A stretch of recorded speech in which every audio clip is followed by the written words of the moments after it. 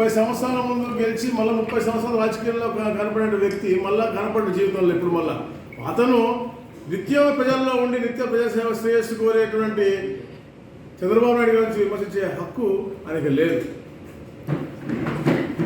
ప్రజలు విపరీతంగా ఎప్పుడు ఊహించని విధంగా చరిత్రలో ఎప్పుడు కూడా యువగర్జన మళ్ళా నిన్న జరిగినటువంటి 17వ తారీఖు జరిగిన ప్రజాగలం సభ ప్రజలు విపరీతంగా వచ్చినప్పుడు పోలీసు వారు సకాలంలో అందరూ చూసి సకాలంలో ఎలా చేస్తే బాగుంటుంది, ఎక్కడ స్టాంపీడ్ లేకుండా ఎక్కడ కూడా ప్రజలకు వచ్చే ఇబ్బంది లేకుండా అలాగే పార్కింగ్లో పంపే విధానం కూడా ఒక ప్రణాళిక వేసుకుని ముందుకు పోవాల్సిన అవసరం ఉంది. కానీ అక్కడ ఉన్నటువంటి ఎస్పీ కానీ కొందరు అధికారులు అక్కడ ఉన్నటువంటి వ్యక్తులు అందరూ కూడా తొత్తులుగా పనిచేస్తూ ముఖ్యమంత్రి ఒక పార్టీ యొక్క తొత్తులుగా పనిచేస్తూ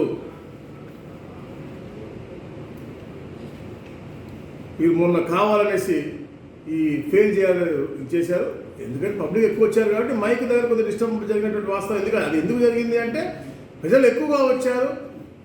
మన ఎన్ఎస్జీ వాళ్ళు plus special force protection SPG వాళ్ళ కంట్రోల్ ఉంది కాబట్టి ఆ డీలో పెట్టాల్సినటువంటి ఏదైతే మనకి కన్సోల్ ఉంటుందో అది వెనక్కి పెట్టడం, దానికి బ్యారికేషన్ గట్టిగా లేకుండా అయినప్పటికీ కూడా అక్కడ ఉన్నటువంటి ఎస్పీ యొక్క వైఫల్యం. ఎందుకంటే అక్కడ రోప్ పార్టీని పెట్టుకోమని చెప్పి ఎన్నిసార్లు మేము వినతి చేసినప్పటికి కూడా పెట్టకుండా ఎస్పీ గారు వినతి చేసాం, డిఐజీ గారు వినతి చేసాం.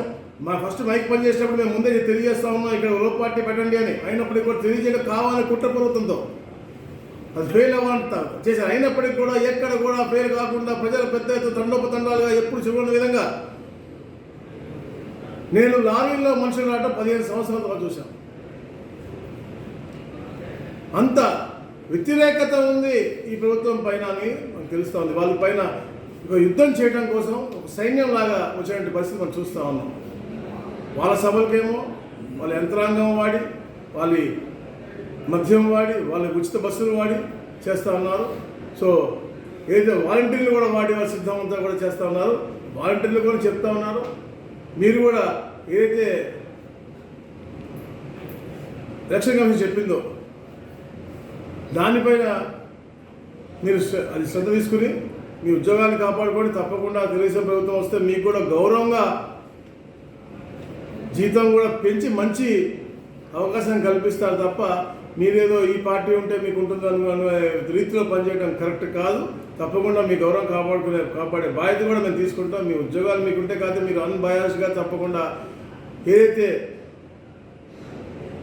ప్రజలు హితము కోసం ప్రజాగలం విప్పి ముందుకు వస్తూ ఉన్నారో వాళ్ళకి సహకరించండి. ఈ యొక్క సైకో పరిపాలనని రాష్ట్రం నుంచి తరిమి కొట్టండి.